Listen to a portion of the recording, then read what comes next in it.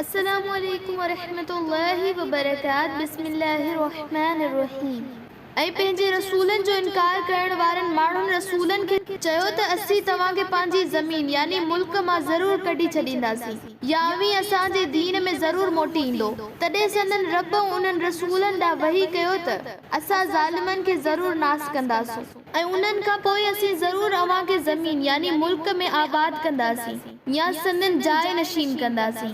इहो वाइदो इन्हीअ लाइ बि आहे जेको क़यामत जे ॾींहुं मुंहिंजे हुज़ूर में बीहण खां डिॼे ऐं मुंहिंजे अज़ाब जे वईद यानी दड़के खां ख़ौफ़ ज़्यादा हुजे। जॾहिं काफ़िर पंहिंजे रवैये में सख़्त थिया ऐं ईमान वारनि खे एज़ाइण लॻा त पैगंबरनि दुआ लाइ पंहिंजा हथ मथे खयां ऐं उन्हनि अल्लाह खां फ़ैसिलो तलब कयो या फतह घुरी ऐं उन्हीअ जे नतीजे में हर सरकश ऐं ज़िद्दी इन दुनिया में बि नाकाम ऐं नामुराद थियो ऐं उन्हीअ खां पोइ हुन लाइ अॻिते यानी आख़िरत में बि जहन्नम आहे ऐं जिते खेसि कुएं जो पाणी पीआरियो वेंदो। इन्हीअ खे ज़ोर करे मुश्किल सां ढुक ढुक करे पीअंदो पर उनखे आसानीअ सां गित ॾेई पी न सघंदो ऐं हर तरफ़ खां मौत ई मौत ईंदुसि पर हू मरी न सघंदो ऐं उन जे पोयां सख़्त अज़ाब कढ लॻल हूंदो।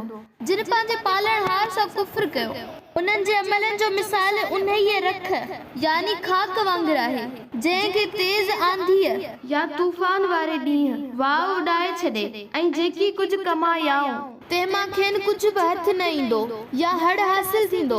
उहा ई पराई दर्जे जी वॾी गुमराही आहे।